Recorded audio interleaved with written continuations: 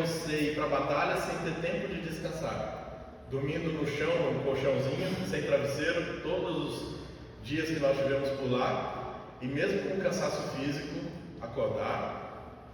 Nós orávamos todos os dias, pedimos a Deus que nos guiasse. A gente estava numa situação de guerra, era uma situação onde nós entrávamos em determinadas comunidades que eram dominadas pelo tráfico, e pessoas estavam isoladas lá no meio da água, servindo de escudo humano para traficantes.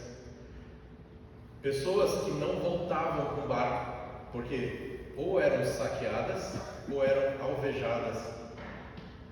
Nós andávamos por caminhos onde nós víamos pessoas escondidas nas árvores com fuzil, ali olhando para cada passo nosso.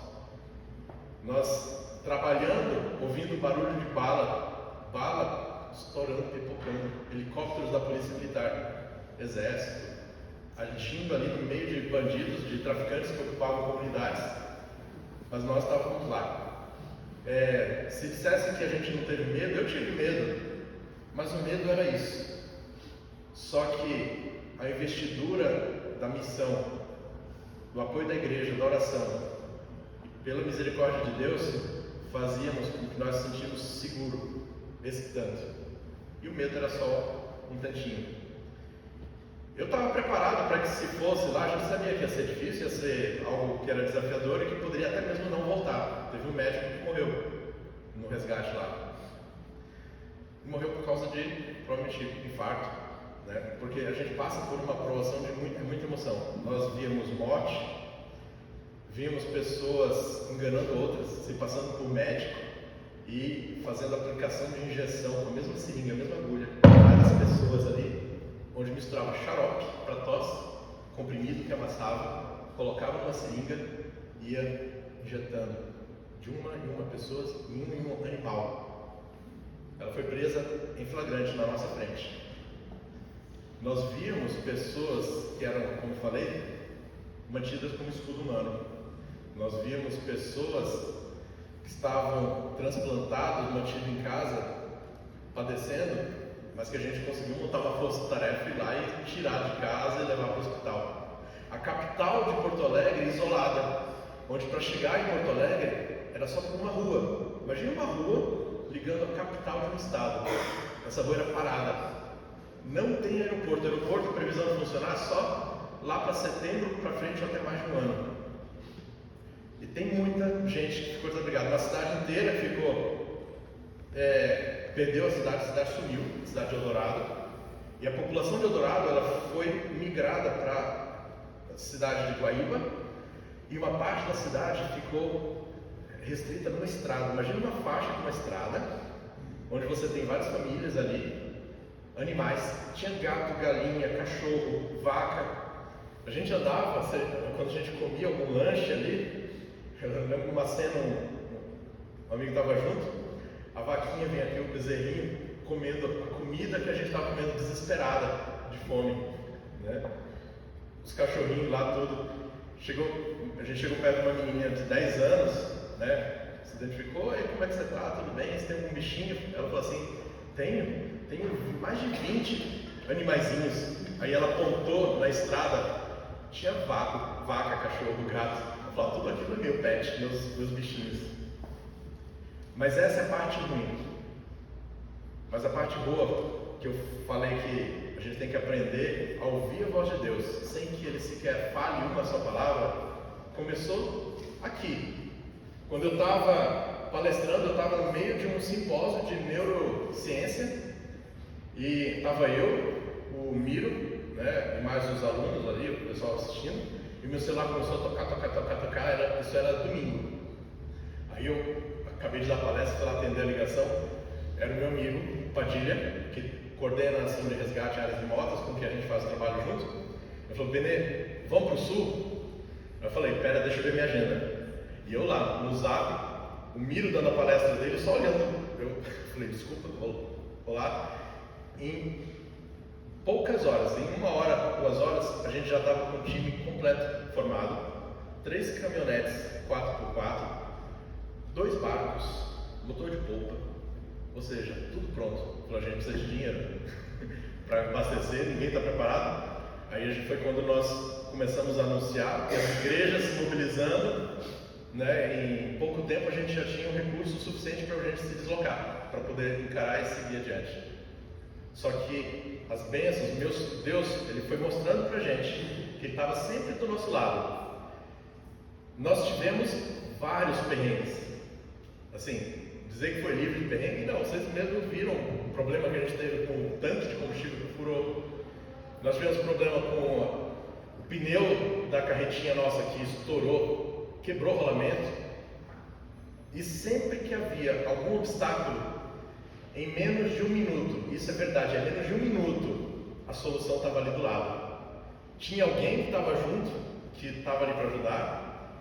E eu vou contar todos esses detalhes depois. A gente eu vou montar uma aula online, porque é tanta coisa, tanta bênção, que mostra como Deus é grande.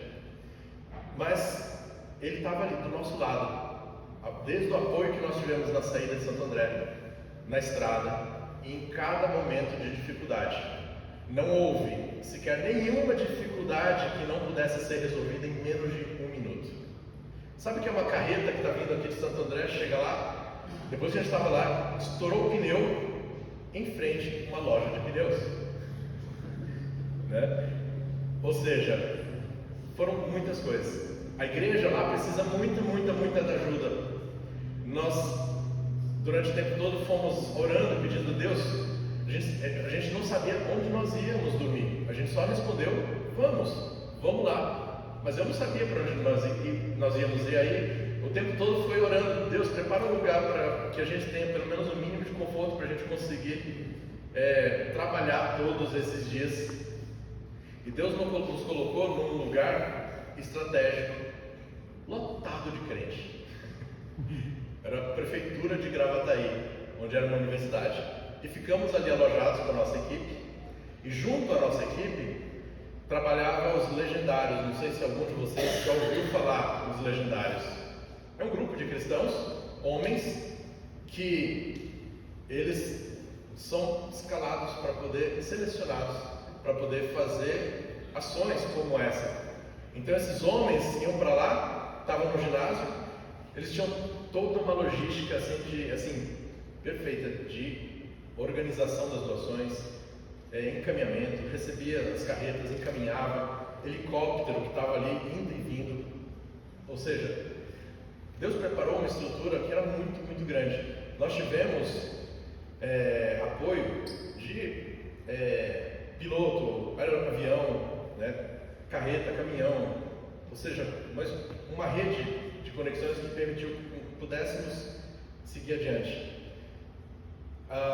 Os legendários eram homens que estavam ali trabalhando. As esposas estavam junto em outro local. As esposas ficavam num sítio que foi alugado, onde elas mesmas preparavam a comida que nos alimentava e alimentava os desabrigados. Então, era um trabalho ali que estava acontecendo em família, né? Em um corpo só. Os pastores, eu soube ontem, de um pastor na cidade que foi desalojada e que ele cuidava de 300 famílias. As 300 famílias ficaram desabrigadas porque moravam naquela cidade que sumiu do mapa, inclusive a casa do pastor. Ele continuava o trabalho lá, acolhendo, orientando, apoiando aquelas famílias. E a igreja tem tido um papel muito grande naquela região. Imagina a igreja trabalhar com o mínimo ou quase nada de recurso, mas sendo apoiada pelas outras igrejas, pelos irmãos que estavam à distância. Então, essa minha palavra breve aqui desses minutinhos é falar: nós enfrentamos dificuldades, cenários difíceis, perigosos, mas as bênçãos foram infinitamente maiores, a coragem foi infinitamente maior. E o nosso projeto continua. Essa sexta-feira eu estou viajando novamente em missão. Estou indo para a Ilha do Marajó, onde vamos ficar lá 10 dias e voltamos. E nós vamos voltar para o sul. Vamos voltar no final de junho, agora para fazer um trabalho que é menos arriscado, né? o trabalho mais arriscado foi esse de abordagem inicial. Nós fomos na frente para poder fazer o resgate, salvar aquelas famílias, aqueles animais, mas o próximo trabalho agora é de reconstrução. São pessoas que estão sem tratamento para doenças crônicas. Não adianta a gente fazer. Muita gente ofereceu, não quero fazer telemedicina, eu quero fazer, não tem como fazer isso por enquanto, né? Porque está todo mundo desabrigado, desalojado, muitos sem celular, porque saíram com a roupa do corpo, né? E agora nós vamos para poder ajudar na parte de reconstrução, eventualmente ajudar com mão de obra para limpeza, mão de obra para poder reconstruir, mão de obra da parte de saúde para poder ajudar a tratar essas pessoas. Então a igreja continua em oração, o trabalho não acabou, tem muito trabalho pela frente e o nosso projeto continua. Por enquanto, vamos para um direcionamento para Marajó, onde lá sofre com problemas que muitas pessoas já souberam tomar conhecimento nas redes, né, recentemente, e a gente já faz um trabalho já há mais de 8 anos naquela região. E depois nos organizaremos para poder seguir adiante para continuar essa missão.